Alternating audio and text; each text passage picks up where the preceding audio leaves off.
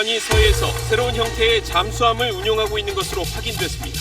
우리 군은 잠수함 발사 탄도미사일 SLBM을 발사할 수 있는 신형 잠수함인지 분석하고 있습니다. 죽음의 백조로 불리는 미국의 전략 폭격기 B-1B 랜서 2대가 한반도 상공에 출동해 무력 시위를 벌였습니다. 화성 14형 발사 30여 시간 만인데 북한의 미사일 발사 후 계획에 따른 출격으로는 이번이 가장 빨랐습니다. 일본 서쪽 해상으로 떨어진 섬광이 화성 14형 미사일의 재진입체일 가능성이 제기되고 있습니다. 북한의 재진입 기술이 상당히 진전됐다는 주장이 나오고 있습니다. 북한은 미국의 대북 정책이 바뀔 때까지 한도탄 세례를 멈추지 않겠다며 추가 도발을 시사했습니다. 우리 정부의 사드 발사대 4기 추가 배치 방침에도 발작적 망동이라는 표현까지 쓰며 원색적으로 비난했습니다. 미국은 연이틀 중국 책임론을 들고 나왔습니다. 트럼프 대통령은 중국이 북한에 아무것도 하지 않은 것에 매우 실망했다고 서운한 감정을 드러내며 압박했습니다. 중국은 건군 90주년을 맞아 신형 무기를 대거 선보이며 열병식을 진행했습니다. 시진핑 주석이 전투복을 입고 참석했는데 군사적 힘자랑이란 분석이 나왔습니다. 복직한 직원을 화장실 앞에서 근무하기에 논란을 빚은 휴스틸이 복직자 해고 매뉴얼을 만든 것으로 드러났습니다. 매뉴얼엔 복직자들을 내쫓을 방법이 자세히 적혀 있었습니다.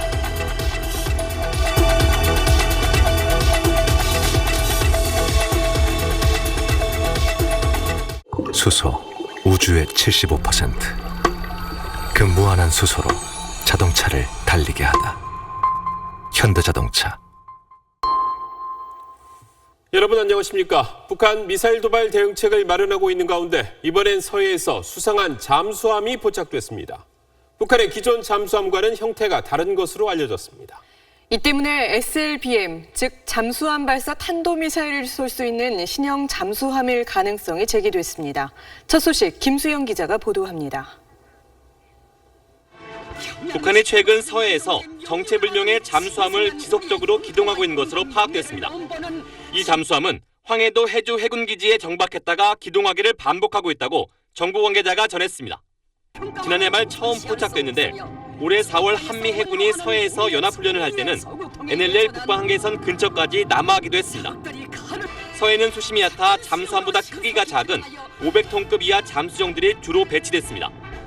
지형이 복잡해 정확하게 식별되진 않았지만 신형 잠수함은 기존의 북한이 보유한 것과는 형태가 다른 것으로 알려졌습니다. 군 당국은 북한이 잠수함 발사 탄도미사일 SLBM을 쏘기 위해 심포급 잠수함을 개량했거나 중형급의 신형 잠수함을 건조했을 가능성에 주목하고 있습니다. 1,800톤 크기 로미오급 잠수함에서도 SLBM을 발사할 수 있도록 개조 개발을 서두르고 있는 현상이 아닌가 이렇게 판단할 수 있습니다.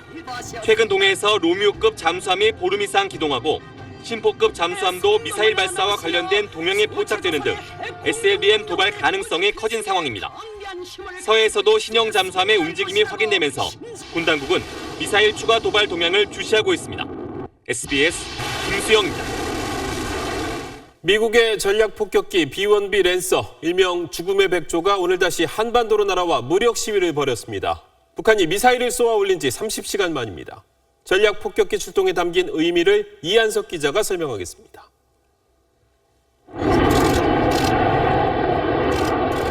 미군의 전략 폭격기 B-1B 랜서가 우리 공군 F-15K 전투기의 어모 속에 한반도 상공을 지나갑니다.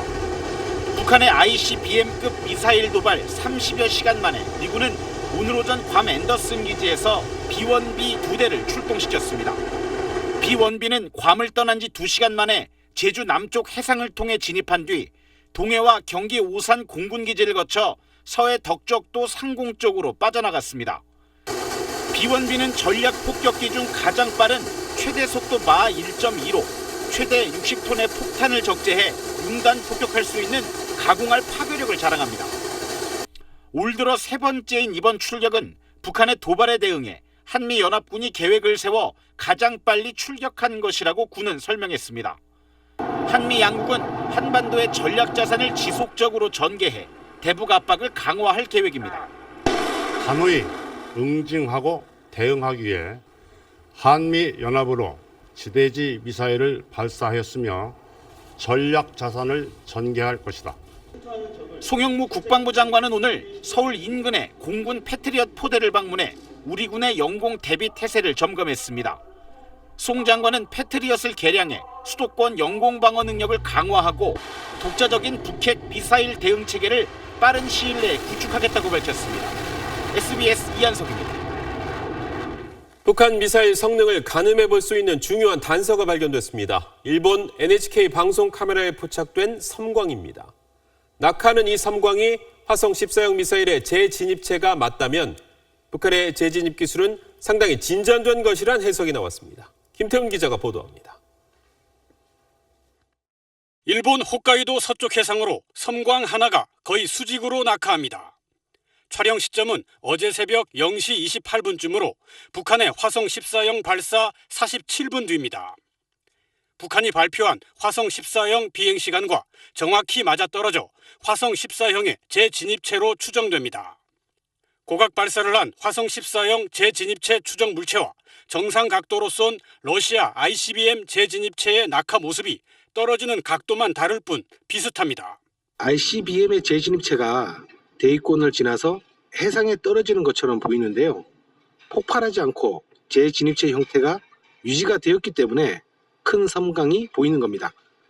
북한은 화성 14형의 비행 시간을 초 단위까지 상세히 발표해 재진입체 안에 있던 계측 장비들이 정상 작동했음을 암시했습니다.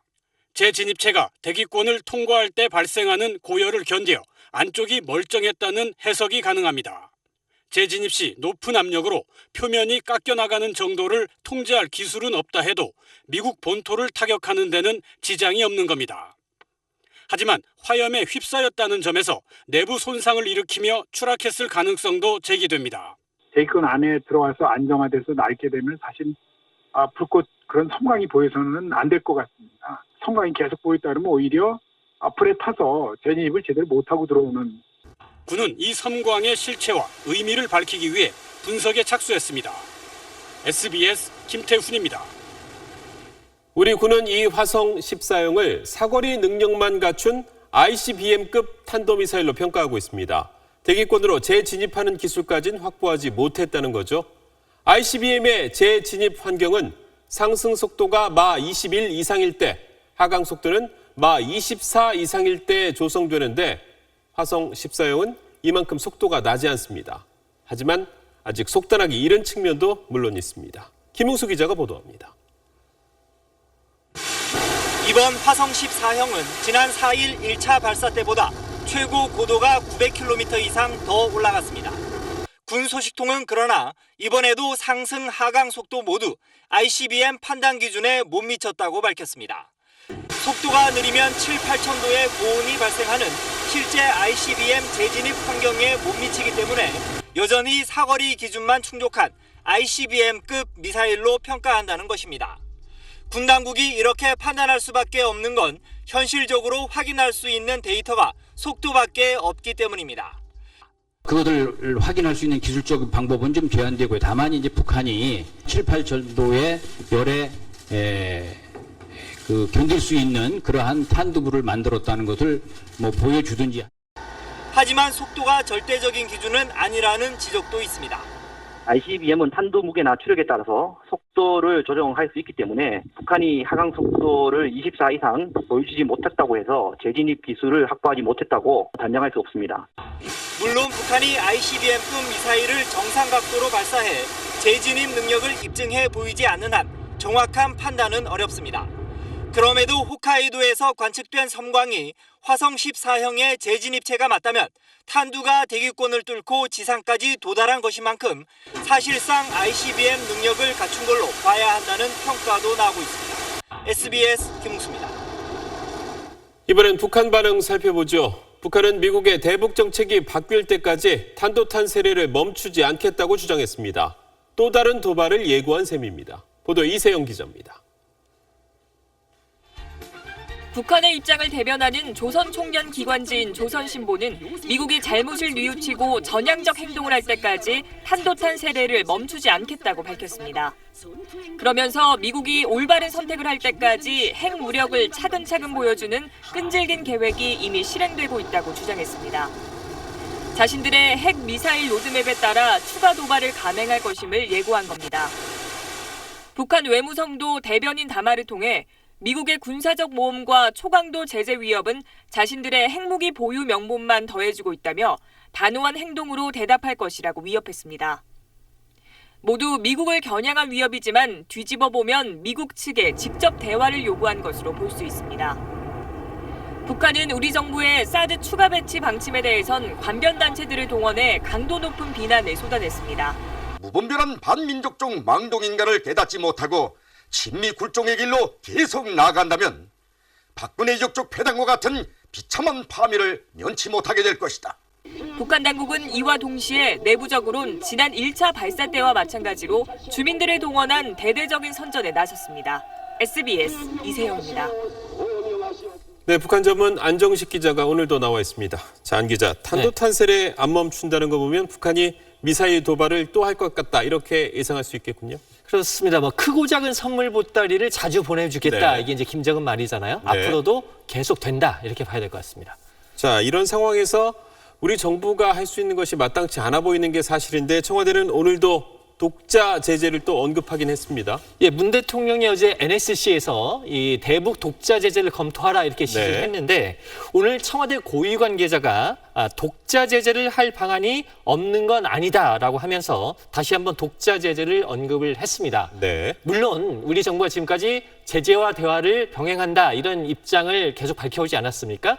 그렇긴 했지만 이 지금까지 얘기한 제재라는 거는 국제사회의 대북 제재에 동참한다 이런 의미로 해석이 됐었는데 독자 제재 얘기한 거는 그보다 한 발짝 더 제재 방향으로 나갔다 이렇게 해석이 가능한 부분이 있고요. 또 이게 즉흥적으로 나온 게 아닌 게 이제 오늘 청와대가 낸 자료를 보면은 문 대통령이 미사일 발사 징후를 이틀 전에 보고를 받았다는 겁니다. 그렇다면 충분한 시간을 갖고 검토한 끝에 독자 제재 방안이 나왔다 이렇게 이해할 수가 있겠습니다. 자, 충분히 검토한 끝에 이런 제재 방안이 나왔다면 문재인 정부의 대북 정책 기조에 변화가 있다 이렇게 해석할 수도 있을까요? 또 그거는 아니다라는 게 이제 정부 설명입니다. 이 제재를 하기는 하는데 대화의 문을 닫지는 않았다라는 게 정부 설명인데요. 하지만 이 북한에 대해서 이 독자 제재까지 하면서 대화를 같이 간다라는 게 말은 쉬운데 현실적으로 이게 양립하기는 어렵습니다. 그렇기 때문에 물론 정부가 제재와 대화를 병행한다는 정책을 포기하지는 않았겠지만 어쨌든 당분간은 제재 쪽으로 무게중심이 좀 이동해 간다라고 이해를 해야 될 것 같습니다. 네, 안 기자 잘 들었습니다. 북한의 미사일 발사에 대해 미국은 연이틀 중국 책임론을 들고 나왔습니다. 트럼프 대통령은 중국이 북한에 아무것도 하지 않은 것에 실망했다고 서운한 감정을 직설적으로 드러냈습니다. 워싱턴 정하석 특파원입니다. 미국 언론들은 이제 북한이 절대 핵과 미사일 개발을 멈추지 않을 것이란 전망을 내놓고 있습니다. 군사적 대응에도 회의론이 대세입니다. North Korea, without a doubt, would lose that war. The problem is there would be massive casualties in South Korea, and frankly, probably a lot of American soldiers that would lose their lives that are stationed in the region. 결국 남는 건 외교 경제적으로 북한에 숨통을 쬐는 것인데 열쇠는 중국이 쥐고 있습니다. 트럼프 대통령이 트위터를 통해 중국에 대한 분노를 표출했습니다. 중국에 한 해 수천억 달러씩 무역 이익을 안겨줬는데도 중국은 북한에 아무것도 하지 않았다며 매우 실망했다고 적었습니다. 더 이상 이런 상황이 지속되지 않을 것이라고 경고도 했습니다. 대북 제재의 미온적인 중국에 대해 계속 이러면 통상 카드를 꺼내들겠다는 압박으로 들립니다. 하지만 중국과의 마찰을 어느 정도까지 감내할 의지가 있는지는 여전히 미지수입니다. 미국 정부가 내일 유엔 안보리 긴급회의 소집을 요청했다는 보도도 나왔습니다. 대북 제재의 강도를 높이자는 건데 이에 미온적인 중국과 북한의 ICBM 자체를 부인하는 러시아를 설득하는 일이 미국으로선 큰 과제입니다. 워싱턴에서 SBS 정하석입니다.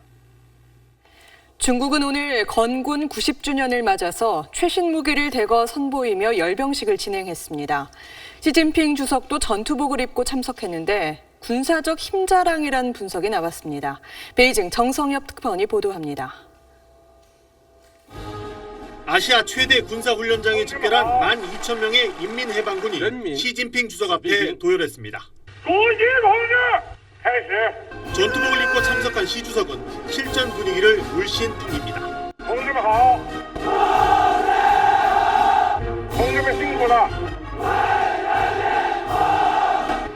헬기들이 건군절 90주년을 기념하는 내용으로 비행하고 중국의 최정예 부대들이 시 주석 앞을 지나며 충성을 다짐합니다. 대륙간 탄도미사일 둥펑 등 최신의 미사일과 탱크 부대가 모습을 드러냈고 스텔스 전투기 젠 20은 물론 새로 실전 배치된 전투기들이 위용을 뽐냈습니다. 무기 중 40%가 처음 공개된 최신 장비들입니다. 我们的英雄军队有信心、有能力打败一切来犯之敌。 35년 만에 베이징天安门이 아닌 실전 훈련장에서 진행된 군사 퍼레이드는 올가을 권력 교체기를 앞두고 최고 권력자인 시 주석의 군사적 위상을 강조하려는 의도로 풀이됩니다. 여기에 최강 군사력을 자랑하는 미국에도 결코 밀리지 않겠다는 자신감을 드러낸 것이란 분석도 있습니다. 몰래 힘을 기른다는 덩샤오핑 시대의 중국의 대외 전략은 이젠 대놓고 힘을 과시하겠다는 시진핑 시대의 군사 굴기 전략으로 완전히 바뀌었다는 평가가 지배적입니다. 베이징에서 SBS 정성엽입니다. 문재인 대통령이 오늘부터 6박 7일간의 일정으로 여름 휴가를 떠났습니다. 휴가지는 동계올림픽이 열리는 평창과 군 휴양지가 있는 경남 진해로 휴가지에서도 북한 관련 동향을 수시로 보고받을 것으로 알려졌습니다. 정유미 기자의 보도입니다. 문재인 대통령의 여름 휴가는 북한의 미사일 도발로 예정보다 하루 늦게 시작됐습니다. 먼저 찾은 곳은 강원도 평창이었습니다. 동계올림픽에 대한 국내외의 관심을 끌어올리기 위한 겁니다. 문 대통령은 스키점프 경기장을 둘러보면서 준비 상황을 점검하고 조직위 관계자들을 격려했습니다. 시민들의 셀카 요청에도 응했습니다. 문 대통령은 내일 경남 진해로 이동해 군부대 휴양시설에서 남은 기간 휴식을 취할 계획입니다. 군 통수권자로서 지휘권을 행사하는데 최적의 장소라는 게 청와대 설명입니다. 야당에선 한반도 상황이 가장 심각한 지금 휴가 갈 때냐는 비판도 나왔습니다. 청와대는 대통령과 군 지휘부가 언제든지 화상대화할 수 있도록 준비해 안보 공백은 없다고 밝혔습니다. 청와대 관계자는 대통령이 휴가까지 취소하면 국민 불안이 더 커질 수 있다고 말했습니다. 문 대통령은 휴가 기간 대북 정책 구상을 가다듬으며 고심할 걸로 보입니다. 북한이 대화 제의에 호응은커녕 도발 수위만 높이는 상황에서 휴가 이후 문 대통령이 추가 카드를 내놓을지도 관심입니다. SBS 정유미입니다. 오늘 오후 달리는 무궁화호 열차 유리창에 7kg짜리 쇳덩이가 날아들어 승객 7명이 다치는 사고가 났습니다. 경찰은 이 쇳덩이가 어디서 날아온 건지 조사하고 있습니다. 이호건 기자가 보도합니다. 무궁화호 열차 객실 유리창이 산산조각 났습니다. 오늘 오후 1시 50분쯤 서울 용산을 출발해 여수로 향하던 무궁화호 열차 유리창이 갑자기 깨졌습니다. 군포에서 의왕 사이를 지나는데 어디선가 날아온 정체불명의 쇳덩어리에 맞은 겁니다. 이 쇳덩어리는 가로 세로 20cm, 두께 4cm 크기로 무게가 7kg에 달하는 것으로 전해졌습니다. 이 사고로 승객 이모 씨 등 7명이 유리 파편에 맞아 다쳤는데 다행히 쇳덩어리에 직접 맞은 승객은 없었습니다. 그 유리창이 다 깨지면서 유리창 조각에 다 이렇게 맞으신 것 같거든요. 환자분들 말로는 열차가 충돌하는 사고가 난 줄 아셨대요. 코레일 측은 열차를 수원역에 비상정차시켜 치료가 급한 부상자 5명을 근처 병원으로 옮겼습니다. 사고 객실 승객들은 다른 객실로 분산해 서대전역까지 간 뒤 임시 열차를 배정해 운행을 계속했습니다.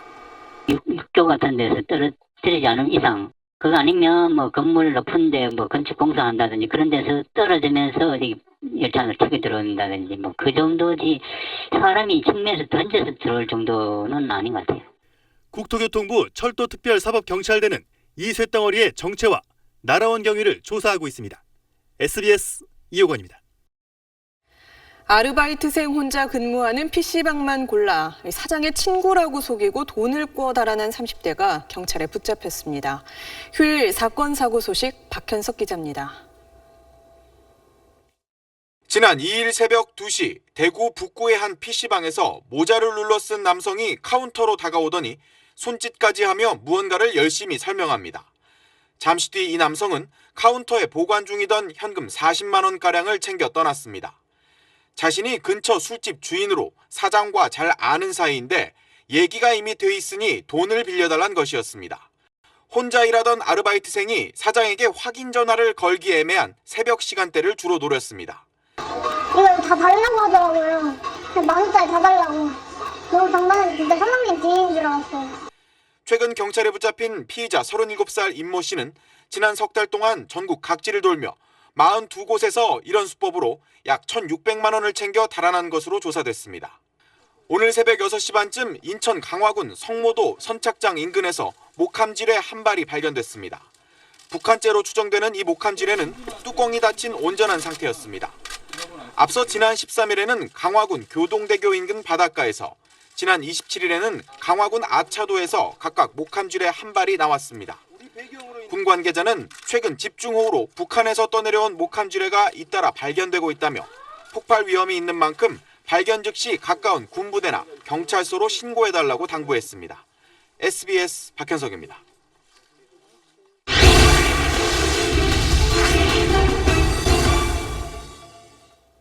복직한 직원들이 화장실 앞에서 근무하는 모습입니다. 지난해 5월 SBS 보도 이후 고용노동부가 근로감독에 나섰고 회사 측도 잘못을 인정했죠. 그런데 회사 측은 이후에도 복직자들을 내쫓기 위한 방안, 이른바 해고 매뉴얼까지 만들어서 퇴직을 압박해온 것으로 드러났습니다. 기동 취재 박수진 기자가 보도합니다. 부당해고 후 복직 판결을 받고 돌아온 직원들의 근무 장소는 화장실 앞이었습니다. 분명히 지시합니다. 다시 1층은 14층 화장실요. 지난해 5월 이런 사실을 SBS가 보도한 뒤 고용부는 근로감독을 실시해 시정을 지시했습니다.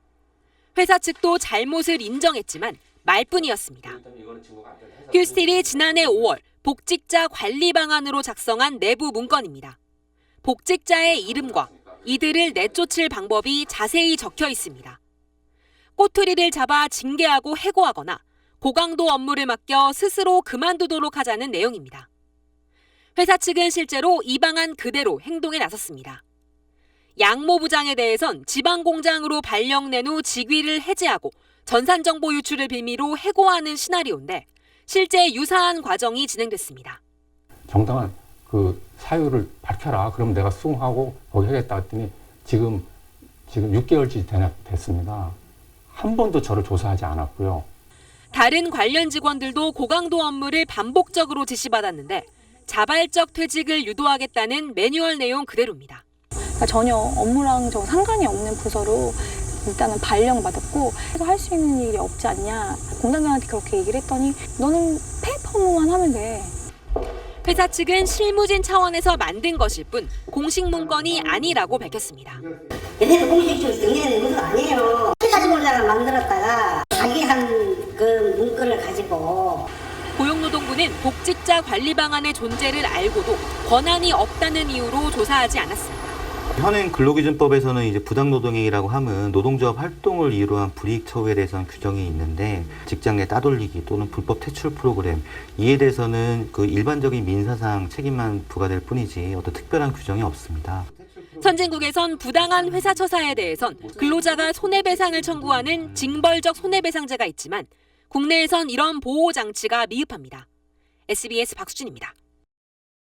경찰이 20대 해커를 붙잡았는데 이 해커의 집에서 이 해커의 컴퓨터에서 20개 업체의 고객 개인정보 수천만 건이 쏟아져 나왔습니다. 김혜민 기자가 취재했습니다.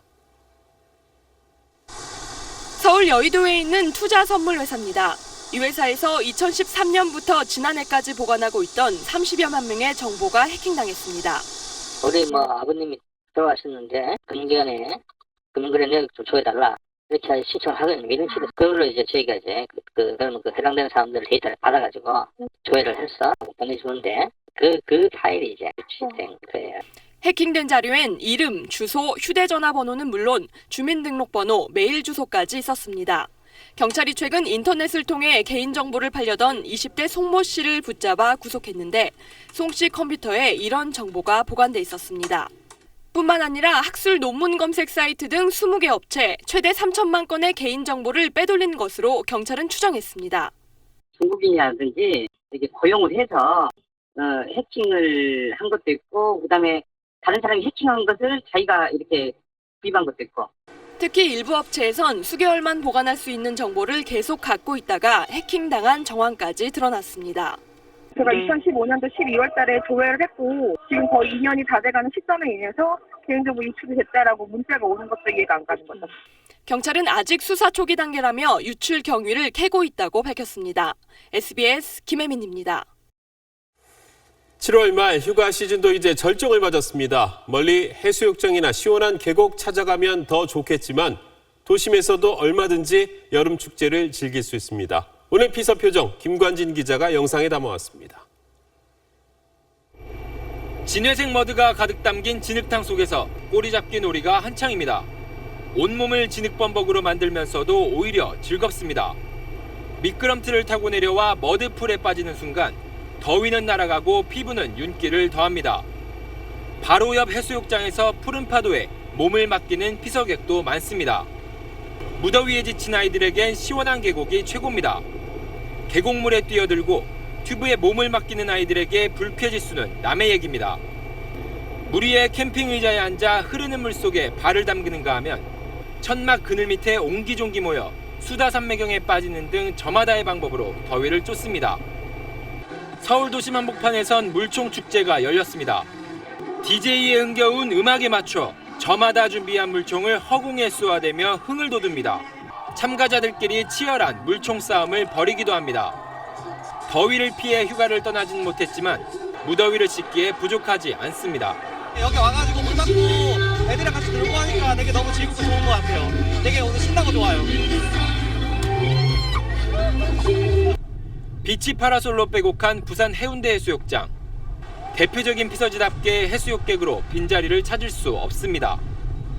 해운대 해수욕장에 60만 명 등 부산의 7개 해수욕장엔 260만 명이 넘는 인파가 여름을 즐겼습니다.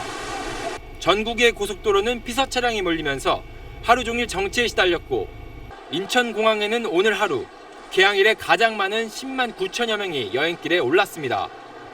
SBS 김관진입니다. 활력을 잃어가던 일본 지방 도시들이 여름 휴가철 맞아서 치열한 홍보전에 들어갔습니다. 덕분에 온천욕 하면서 놀이기구도 탈 수 있게 됐다고 합니다. 도쿄 최우원 특파원이 소식 보내왔습니다.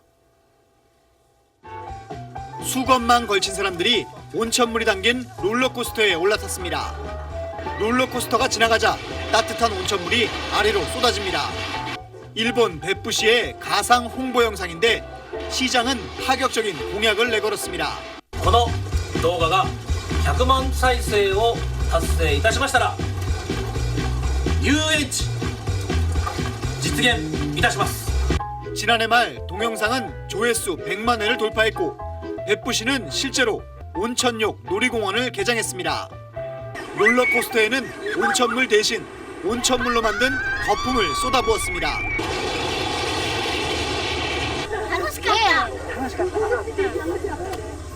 온천욕 회전목마는 홍보 영상과 똑같이 재현했습니다. 이번 주말 한시적으로 개장하는 이 놀이공원에는 10,000명 이상이 몰려들 것으로 예상하고 있습니다. 대도시로 젊은이들이 빠져나간 일본 지방도시들은 이렇게 사람을 모으기 위해 각종 아이디어를 총동원합니다.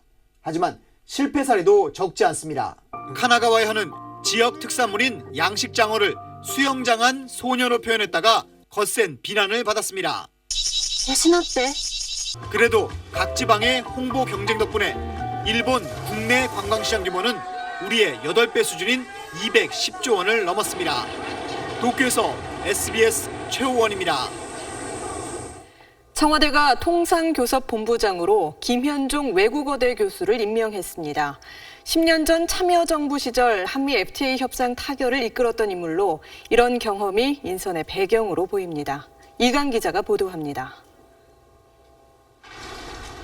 한미 FTA 막판 협상이 진행 중이던 지난 2007년 3월 미국 측의 무리한 협상안에 김현종 당시 통상교섭본부장은 협상이 끝났으니 짐 싸서 돌아가라고 말합니다. 결렬 위기감을 느낀 미국 측이 협상 태도를 전향적으로 바꾸면서 최종 타결의 물꼬가 터졌습니다. 국제통상 전문가인 김현종 외대 교수가 문재인 정부의 통상 업무를 책임질 통상교섭 본부장에 임명됐습니다. 김 본부장은 참여정부 시절 45살의 나이에 같은 직책에 발탁돼 한미 FTA 타결을 이끌었던 인물입니다. 중국의 사드 보복 등 통상 현안이 산적한 상황에서 특히 한미 FTA 개정 협상을 염두에 둔 인사란 해석입니다. FTA 체결 업무를 수행하면서 쌓은 경험과 노하우를 바탕으로 통상 현안들을 차질 없이 해결해 나갈 것으로 기대합니다. 하지만 임명의 적절성에 대한 논란도 야권과 시민단체 사이에 일고 있습니다. FTA 재협상 국면에서 과연 우리 국익을 수호할 수 있는 인물인지 근본적인 의구심을 갖고 있습니다. 한편 신임 관세청장에는 문재인 대통령의 경남고 12년 후배인 검사 출신 김영문 변호사가 이례적으로 발탁됐습니다. SBS 이강입니다. 대기업과 협력업체 모두 경쟁력을 높이고 이득을 얻으려면 한쪽의 희생만 강요해선 안 되겠죠. SBS는 함께 발전하면서 희망을 찾는 착한 성장을 연속 기획으로 보도합니다. 첫 순서 최우철 기자입니다. 경남 김해의 한 대기업 협력업체. 스테인리스 강판을 특수 압축기에 올려놓자 곡선미가 돋보이는 오븐 겉면이 형체를 갖춰갑니다. 누르는 힘을 분산해야 하는 고난도 공정. 직원 180여 명인 이 업체는 대기업 수출 물량 전부를 도맡아 만들고 있습니다. 원청 대기업은 본사 인력을 파견하고 기계까지 무상으로 빌려주며 자신들의 노하우를 알려줬습니다. 생선을 주는 게 아니고 생선을 잡는 방법을 가르쳐 주니까는 여러 가지 그런 기술들이 나중에는 저희께 다 되더라고요. 그게 너무 저희들은 기분 좋은 일이죠. 부품 단가를 후려치기보단 협력업체의 생산성을 높이는 편이 양쪽 모두에게 더 큰 이익이라는 걸 깨달은 결과입니다. 협력에서 부품이 이제 경쟁력이 돼야 외관 부품 보급화를 이룰 수 있습니다. 열차협력사도 이게 성공 사례가 체험이 됐기 때문에 이 부분을 이제 2차, 3차까지 확대해 나가고 있습니다. 이런 성과 공유의 효과로 이 업체는 3년 새 매출이 200억 원, 고용은 60명이나 더 늘릴 수 있었습니다. 경기도 성남의 이 소프트웨어 개발 업체는 직원들에게 5년에 한 번 4주간의 유급 휴가를 의무화했습니다. 구내식당은 호텔식 뷔페로 바꾸고 체력 단련실과 수면실을 갖추는 등 복지 혜택을 크게 늘렸습니다. 매출과 이익을 다시 구조원의 성장을 위해서 재투자하고 그래서 이런 어떤 선순환의 기업 경영 체계를 유지를 하는 게 지속 가능한 경영을 할 수 있는 핵심이라고 생각을 하고 있고요. 갑과 을 간 성과와 이익을 공유하는 전략이 착한 성장의 조건으로 부상하고 있습니다. SBS 최우철입니다. 프랑스에 이어 영국이 2040년부터 휘발유와 경유차 판매를 중지하기로 하면서 전기차 시대가 성큼 다가왔습니다. 그렇다면 전기차의 성능은 어디쯤 왔을까요? 심우섭 기자가 전기차를 직접 타봤습니다. 전기차의 생명은 주행거리죠. 이 차는 1회 충전에 383km까지 달릴 수 있는 차량입니다. 제가 오늘 이 차량을 타고 직접 장단점을 살펴보겠습니다. 전기 모터인 만큼 조용하고 가속 페달의 반응도 빠릅니다. 가파른 언덕길도 거침없이 오릅니다. 이 차량이 내리막길에 접어들면 위치 에너지를 이용해서 배터리를 다시 충전하게 됩니다. 충전을 하기 위해 주변의 대형마트를 찾았는데 이 차량의 충전기 타입은 갖춰져 있지 않았습니다. 차값은 4천만 원대지만 친환경 전기차에 주는 지원금 혜택을 받아 2,600만 원 선이면 살 수 있습니다. 하지만 생산 대수가 워낙 적어 올해는 사고 싶어도 살 수 없습니다. 앞선 차량이 준중형 전기차라면 이 전기차는 고성능 스포츠 세단입니다. 앞과 뒤에 2개의 모터가 달려있는 전기차 유일의 4륜구동 방식입니다. 400마력이 넘는 힘으로 정지 상태에서 시속 100km까지 4초대에 주파합니다.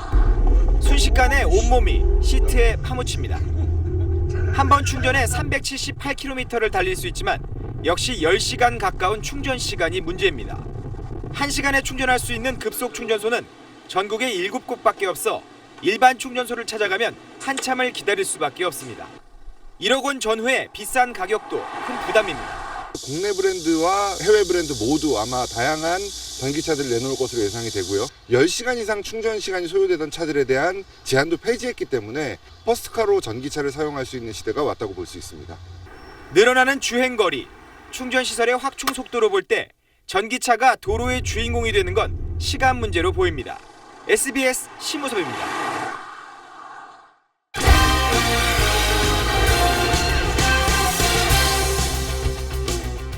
한국 남자 피겨 간판으로 떠오른 차준환 선수가 평창올림픽 대표 1차 선발전에서 3위에 머물렀습니다.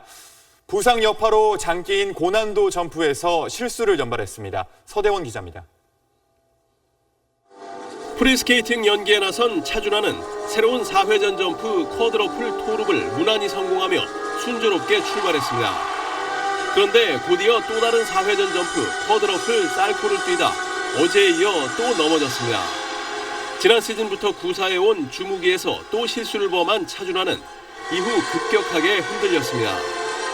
3회전 점프 트리플 악셀을 2번 모두 제대로 뛰지 못하는 등 난조가 이어졌습니다. 차준환은 자신의 최고점에 35점이나 모자란 총점 206.92점에 그쳐 3위에 머물렀습니다.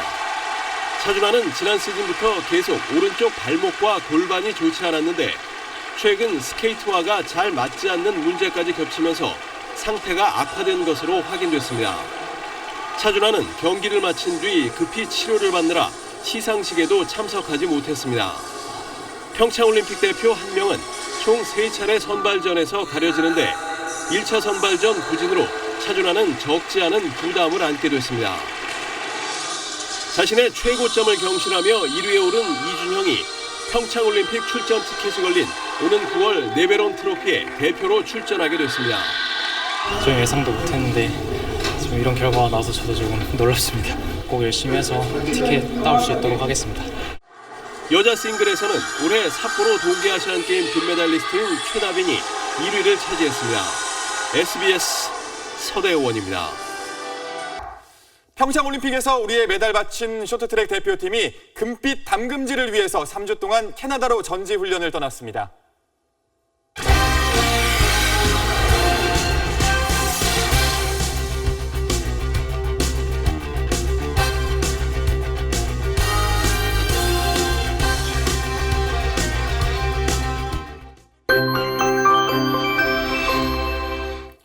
내일은 장마가 아닌 기압골의 영향으로 전국에 또 한 차례 비가 내립니다. 내일 새벽 서쪽 지방부터 비가 시작돼 낮에는 전국으로 확대되겠고 저녁 무렵이면 그칠 전망입니다.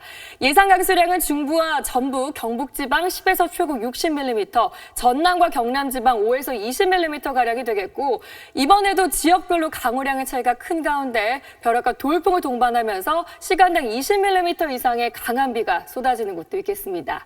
중부지방의 더위는 잠시 쉬어갑니다. 서울, 대전 한낮 기온 29도 등 30도를 밑돌겠는데요.